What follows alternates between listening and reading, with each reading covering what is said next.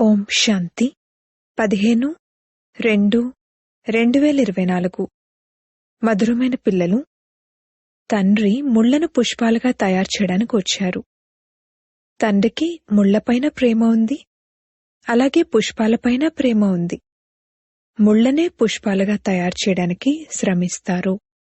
ప్రశ్న: ఏ పిల్లల్లోనైతే జ్ఞానధారణ ఉంటుందో వారి గుర్తులను వినిపించండి. జవాబు: వారు అద్భుతం చేసి చూపిస్తారు.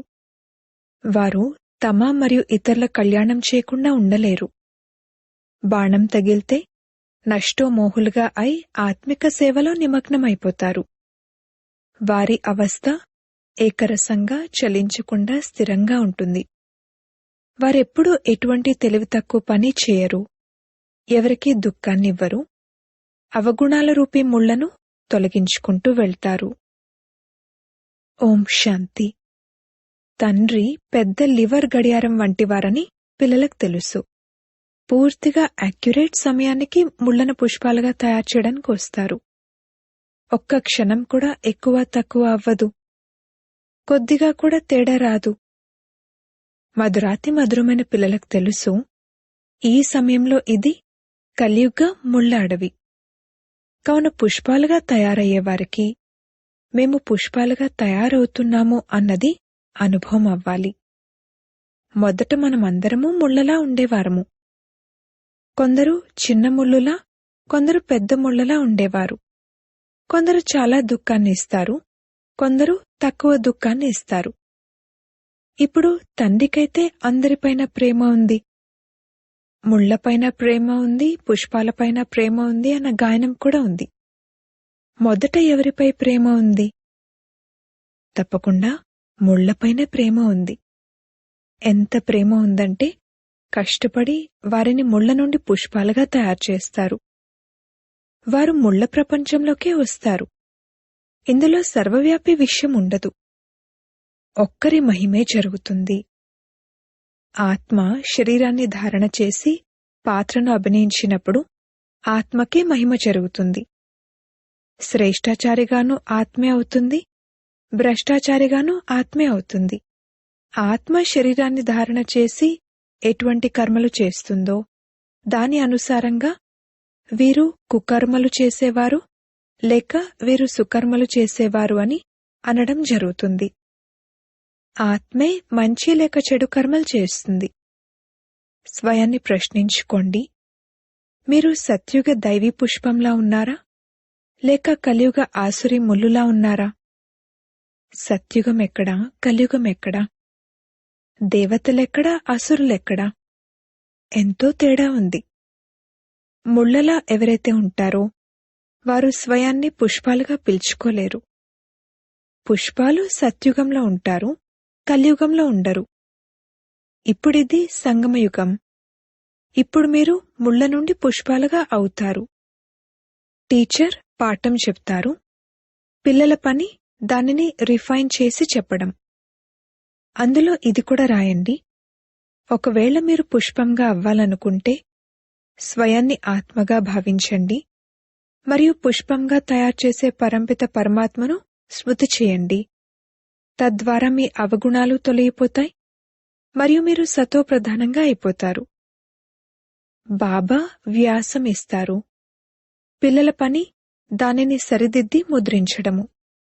అప్పుడది చూసి మనుషులందరూ ఆలోచనలో పడతారు. ఇది చదువు. బాబా మీకు అనంతమైన చరిత్ర భౌగోళికాలను చదివిస్తారు. ఆ స్కూళ్లలోనైతే పాత ప్రపంచ చరిత్ర భౌగోళికాలను చదివించడం జరుగుతుంది. కొత్త ప్రపంచ చరిత్ర భౌగోళికాల గురించి ఎవరికీ తెలియనే తెలీదు. కావున ఇది చదువు కూడా మరియు అర్థం చేయించడం కూడా. ఏవైనా అశుద్ధమైన పనులు చేయడమనేది అవివేకం. అప్పుడు దుఃఖాన్నిచ్చే ఈ వికారీ పనులు చేయకూడదు అని అర్థం చేయించడం జరుగుతుంది. దుఃఖహర్త సుఖకర్త అనేది తండ్రి మహిమ కదా. ఇక్కడ మీరు కూడా ఎవ్వరికీ దుఃఖాన్ని ఇవ్వకూడదు అనేది నేర్చుకుంటున్నారు. తండ్రి శిక్షణ ఇస్తున్నారు. ఎల్లప్పుడూ సుఖాన్ని ఇస్తూ ఉండండి. ఈ అవస్థ అంత తొందరగా ఏమీ తయారవ్వదు. తండ్రి ఇచ్చే వారసత్వాన్నైతే క్షణంలో తీసుకోవచ్చు, కాని యోగ్యులుగా తయారవ్వడానికి సమయం పడుతుంది. అనంతమైన తండ్రి ఇచ్చే వారసత్వం స్వర్గరాజ్యాధికారం అని భావిస్తారు. పారలౌకిక తండ్రి నుండి భారత్కు విశ్వరాజ్యాధికారం లభించింది అని మీరు అర్థం చేయిస్తూ కూడా ఉండొచ్చు. మీరందరూ విశ్వాధిపతులుగా ఉండేవారు. పిల్లలైన మీకు లోపల ఈ సంతోషముండాలి. ఇది నిన్నటి విషయమే. మీరు స్వర్గాధిపతులుగా ఉండేవారు. మనుషులు లక్షలాది సంవత్సరాలను అనేస్తారు. ఒక్కొక్క యుగం యొక్క ఆయువు లక్షల సంవత్సరాలని అనడం ఎక్కడా? మొత్తం కల్పమంతటికీ 5000 సంవత్సరాల ఆయువు ఎక్కడా? ఎంతో తేడా ఉంది. జ్ఞానసాగరుడు ఒక్క అనంతమైన తండ్రే. వారి నుండి దైవీ గుణాలను ధారణ చేయాలి. ఈ ప్రపంచంలోని మనుషులు రోజురోజుకు తమోప్రధానంగా అవుతూ ఉంటారు. ఎక్కువగా అవగుణాలు నేర్చుకుంటూ ఉంటారు. ఇంతకు ముందు ఇంతటి అవినీతి, కల్తీ, భ్రష్టాచారం ఉండేవి కావు. ఇప్పుడు పెరిగిపోతూ ఉన్నాయి. ఇప్పుడు మీరు తండ్రి స్మృతి బలంతో సతోప్రధానంగా అవుతూ ఉన్నారు. ఏ విధంగానైతే దిగుతారో అదే విధంగా మళ్లీ తిరిగి వెళ్ళాలి కూడా. మొదటైతే తండ్రి లభించారు అన్న సంతోషం ఉంటుంది. కనెక్షన్ జోడించబడింది. ఆపై స్మృతి యాత్ర. ఎవరైతే ఎక్కువ భక్తిని చేసి ఉంటారో వారి స్మృతి యాత్ర ఎక్కువగా ఉంటుంది. చాలామంది పిల్లలంటారు, బాబా స్మృతి నిలవడం లేదు.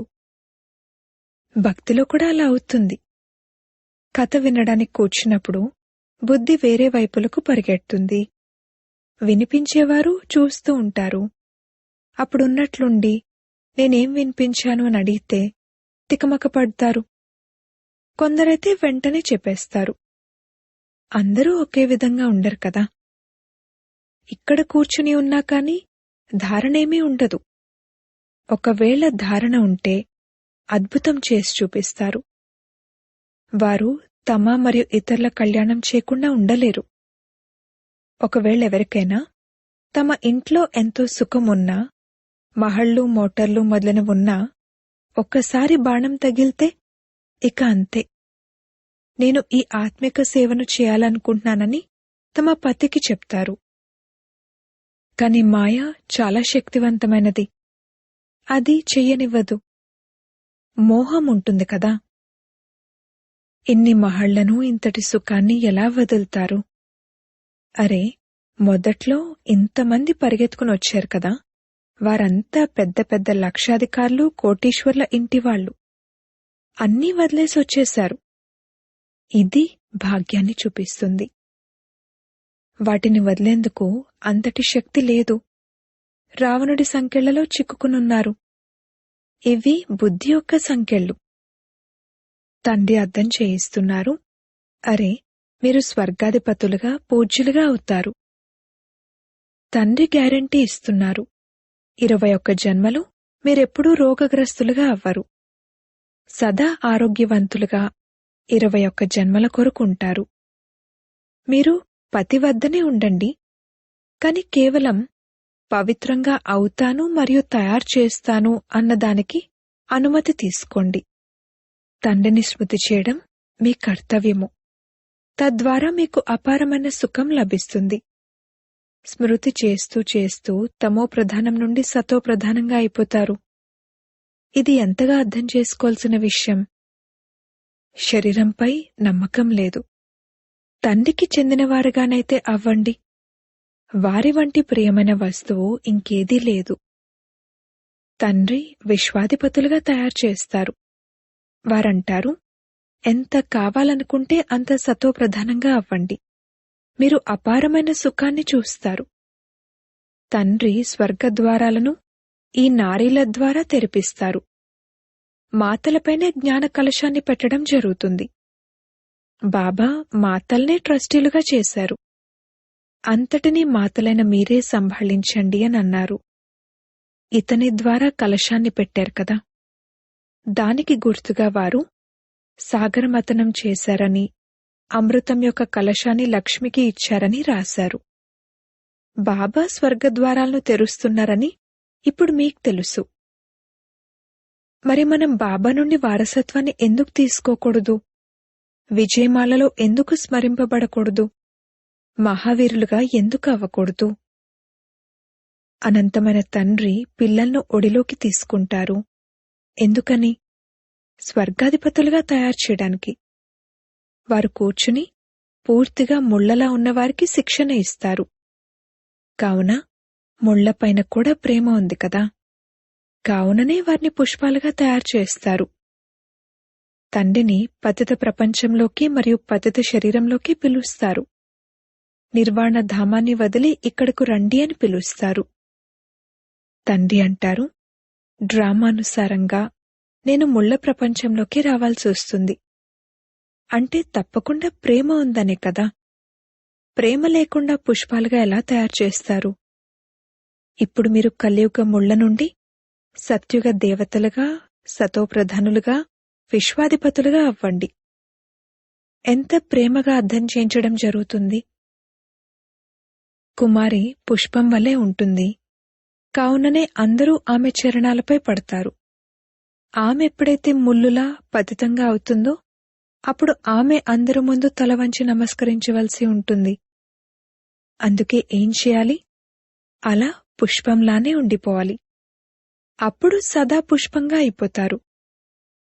కుమారి తన జన్మను వికారాల ద్వారా తీసుకున్నా కాని ఆమైతే నిర్వికారియే కదా. ఏ విధంగా సన్యాసులు జన్మనైతే వికారాల ద్వారానే తీసుకుంటారు కదా. వివాహం చేసుకుని మళ్లీ ఇల్లు వాకిళ్లకు విడాకులిచ్చేస్తారు. అటువంటి వారిని వాళ్ళు మహానాత్మలు అంటారు. విశ్వాధిపతులైన ఆ సత్యుగంలోని మహానాత్మలెక్కడా? ఈ కలియుగం వారెక్కడా? అందుకే బాబా అన్నారు, ఈ ప్రశ్న రాయండి, మీరు కలియుగ ముళ్ల వంటివారా లేక సత్యుగ పుష్పాలా? భ్రష్టాచారులా లేక శ్రేష్టాచారులా? ఇది భ్రష్టాచారి ప్రపంచం. ఈ సమయంలో ఇది రావణ రాజ్యం. ఇది ఆసురీ రాజ్యం, రాక్షస రాజ్యం అని అంటారు. కాని స్వయాన్ని ఆ విధంగా భావిస్తారా? ఇప్పుడు పిల్లలైన మీరు యుక్తిగా ప్రశ్నలు అడుగుతారు. అప్పుడు వారు తమంతట తామే అర్థం చేసుకుంటారు. తప్పకుండా మేము కాముకులము, క్రోధులము, లోభులము అని. ప్రదర్శనలో కూడా ఈ విధంగా రాసినట్లయితే వారికి నేను కలియుగ ముల్లును అన్న ఫీలింగ్ వస్తుంది. ఇప్పుడు మీరు పుష్పాలుగా అవుతున్నారు.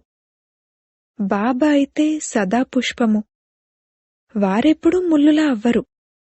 మిగిలిన వారంతా ముళ్లలా అవుతారు. ఆ పుష్పం అంటున్నారు, నేను మిమ్మల్ని కూడా ముళ్ల నుండి పుష్పాలుగా తయారు చేస్తాను. మీరు నన్ను స్మృతి చేయండి. మాయ ఎంత శక్తివంతమైనది. మరి మీరు మాయకు చెందినవారుగా అవ్వాలా? తండ్రి మిమ్మల్ని తన వైపుకు లాగుతారు, మాయ తన వైపుకు లాగుతుంది. ఇది పాత చెప్పు. ఆత్మకు మొదట కొత్త చెప్పు లభిస్తుంది, ఆ తర్వాత అది పాతబడుతుంది. ఈ సమయంలో అన్ని చెప్పులు తమోప్రధానంగా ఉన్నాయి. నేను మిమ్మల్ని మఖమల్లా తయారు చేస్తాను. అక్కడ ఆత్మ పవిత్రంగా ఉన్న కారణంగా శరీరం కూడా మఖమల్దే లభిస్తుంది. ఏ లోపాలు ఉండవు. ఇక్కడైతే ఎన్నో లోపాలున్నాయి. అక్కడి ముఖ కవళికలు చూడండి, ఎంత సుందరంగా ఉన్నాయి. అటువంటి ముఖ కవళికలను ఇక్కడెవ్వరూ తయారు చేయలేరు. ఇప్పుడు తండ్రి కూడా అంటున్నారు, నేను మిమ్మల్ని ఎంత ఉన్నతంగా తయారు చేస్తున్నాను. ఇంట్లో గృహస్థంలో ఉంటూ కమల పుష్ప సమానంగా పవిత్రంగా అవ్వండి. మరియు జన్మ జన్మాంతరాల తుప్పు ఏదైతే పట్టి ఉందో దానిని తొలగించుకునేందుకు యోగాగ్ని ఉంది. ఇందులో అన్ని పాపాలు భస్మమైపోతాయి. మీరు పక్కా బంగారంగా అయిపోతారు. మలినాలను తొలగించుకునేందుకు చాలా మంచి యుక్తిని తెలియజేస్తారు. నన్నొక్కరినే స్మృతి చేయండి.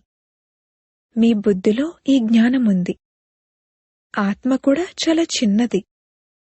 అది పెద్దదైనట్లయితే ఇందులోకి ప్రవేశించలేదు. ఎలా ప్రవేశిస్తుంది? ఆత్మను చూడ్డానికి డాక్టర్లు ఎంతో కష్టపడుతూ ఉంటారు. కాని అది కనిపించదు, సాక్షాత్కారమవుతుంది. కాని సాక్షాత్కారం వల్లనైతే లాభమేమీ ఉండదు. ఒకవేళ మీకు వైకుంఠం యొక్క సాక్షాత్కారం జరిగినా దానివలన లాభమేముంది? ఎప్పుడైతే పాత ప్రపంచం సమాప్తమవుతుందో అప్పుడు వైకుంఠవాసులుగా అవుతారు. దీని కొరకు మీరు యోగాభ్యాసం చేయండి. తండ్రి అర్థం చేయిస్తున్నారు, పిల్లలు, మొదట ముళ్లపైన ప్రేమ ఉంటుంది. అందరికన్నా పెద్ద ప్రేమసాగరుడు తండ్రి. పిల్లలైన మీరు కూడా మధురంగా అవుతూ ఉంటారు. తండ్రి అంటారు, స్వయాన్ని ఆత్మగా భావిస్తూ సోదరులను చూడండి. అప్పుడు అశుద్ధమైన ఆలోచనలు పూర్తిగా తొలగిపోతాయి. సోదరీ సోదర సంబంధంతో కూడా బుద్ధి చంచలమవుతుంది. అందుకే సోదరులనే చూడండి. బాణంలోకి వచ్చేందుకు లేక మోహం వెళ్లేందుకు అసలక్కడ శరీరమే ఉండదు. తండ్రి ఆత్మలనే చదివిస్తారు. కావున మీరు కూడా స్వయాన్ని ఆత్మగా భావించండి. ఈ శరీరం వినాశి. దీనిపై మనసు పెట్టుకోకూడదు. సత్యుగంలో దీనిపై ప్రీతి ఉండదు. మోహజీత్ రాజు కథ విన్నారు కదా. అతను ఇలా అన్నారు, ఆత్మ ఒక శరీరాన్ని వదిలి వెళ్లి ఇంకొక శరీరాన్ని తీసుకుంటుంది. పాత్ర లభించింది, మోహమెందుకు పెట్టుకోవాలి? అందుకే బాబా కూడా అంటారు, జాగ్రత్తగా ఉండండి. తల్లి మరణించినా లేక భార్య మరణించినా హల్వా తినండి. ఎవ్వరు మరణించినా కాని మేమేడవము అని ప్రతిజ్ఞ చేయండి. మీరు మీ తండ్రిని స్మృతి చేయండి. సతోప్రధానంగా అవ్వండి. సతోప్రధానంగా అవ్వడానికి ఇంకే మార్గమూ లేదు. పురుషార్థం ద్వారానే విజయమాలలోని మణులుగా అవుతారు. పురుషార్థం ద్వారా ఎలా కావాలనుకుంటే అలా అవ్వగలుగుతారు. కల్పపూర్వం ఎంత పురుషార్థం చేసుంటే అంతే చేస్తారు అని తండ్రైతే అర్థం చేసుకుంటారు. తండ్రి పేదల పాలిటి పెన్నిది. దానాన్ని కూడా పేదవారికి ఇవ్వడం జరుగుతుంది. తండ్రి స్వయం అంటున్నారు, నేను కూడా సాధారణ తనువులోకి వస్తాను. పేదవాని తనువులోకి రాను, షావుకారు తనువులోకి రాను. పిల్లలైన మీకే తండ్రి గురించి తెలుసు. మిగిలిన ప్రపంచమంతా సర్వవ్యాపి అని అనేస్తారు. తండ్రి ఎటువంటి ధర్మాన్ని స్థాపన చేస్తారంటే అక్కడ దుఃఖం యొక్క మాటే ఉండదు. భక్తి మార్గంలో మనుషులు ఆశీర్వాదాలు కోరుకుంటారు. ఇక్కడైతే కృప యొక్క విషయమేదీ లేదు. ఎవరికి తల వంచి నమస్కరిస్తారు? వారు ఒక బిందువు కదా. ఏదైనా పెద్ద వస్తువైతే నమస్కరించొచ్చు కూడా. కాని చిన్న వస్తువుకు తల వంచి నమస్కరించలేరు. ఎవరికి చేతులు జోడిస్తారు? ఈ భక్తి మార్గపు గుర్తులన్నీ మాయమైపోతాయి. చేతులు జోడించడం భక్తి మార్గం అవుతుంది. సోదరీ సోదరులు పరస్పరం ఇంట్లో చేతులు జోడిస్తారా? వారసునిగా చేసుకునేందుకు కొడుకును కోరుకుంటారు. కొడుకు యజమాని అవుతాడు కదా. అందుకే తండ్రి పిల్లలకు నమస్కరిస్తారు. తండ్రి అయితే పిల్లల యొక్క సేవాధారి. అచ్చా, మధురాతి మధురమైన సికిలదే పిల్లలకు మాతా పిత బాప్దాదాల ప్రియ స్మృతులు మరియు గుడ్ మార్నింగ్. ఆత్మిక పిల్లలకు ఆత్మిక తండ్రి నమస్తే. ధారణ కొరకు ముఖ్య సారము. మొదటి పాయింట్, వినాశీ శరీరంపై మనసు పెట్టుకోకూడదు. మోహజీతులుగా అవ్వాలి. ఎవరు శరీరం వదిలినా కాని మేమెప్పుడూ ఏడవము అని ప్రతిజ్ఞ చేయండి. రెండవ పాయింట్, తండ్రి సమానంగా మధురంగా అవ్వాలి. అందరికీ సుఖాన్ని ఇవ్వాలి. ఎవరికీ దుఃఖాన్ని ఇవ్వకూడదు. ముళ్లను పుష్పాలుగా తయారు చేసే సేవను చేయాలి. తమ మరియు ఇతరుల కళ్యాణం చేయాలి. వరదానము. శుభచింతన ద్వారా నెగటివ్ను పాజిటివ్లోకి పరివర్తన చేసే శుభచింతక భవ. సదా సమర్థంగా ఉండేందుకు కేవలం 2 పదాలను గుర్తుంచుకోండి. శుభచింతన మరియు శుభచింతకులు. శుభచింతన ద్వారా నెగటివ్ను పాజిటివ్లోకి పరివర్తన చేయగలరు. శుభచింతన మరియు శుభచింతకులు ఈ రెండింటికి పరస్పరంలో సంబంధం ఉంది. ఒకవేళ శుభచింతన లేకపోతే శుభచింతకులుగా కూడా అవ్వలేరు. వర్తమాన సమయంలో ఈ రెండు విషయాల పట్ల అటెన్షన్ పెట్టండి. ఎందుకంటే చాలా సమస్యలు ఎలా ఉన్నాయంటే, మనుషులు ఎలా ఉన్నారంటే, వారు వాణి ద్వారా అర్థం చేసుకోరు, కానీ శుభచింతకులుగా అయి వైబ్రేషన్లు ఇచ్చినట్లయితే మారిపోతారు. స్లోగన్: జ్ఞానరత్నాలతో, గుణాలతో మరియు శక్తులతో ఆడుకోండి, మట్టితో కాదు. ఓం శాంతి.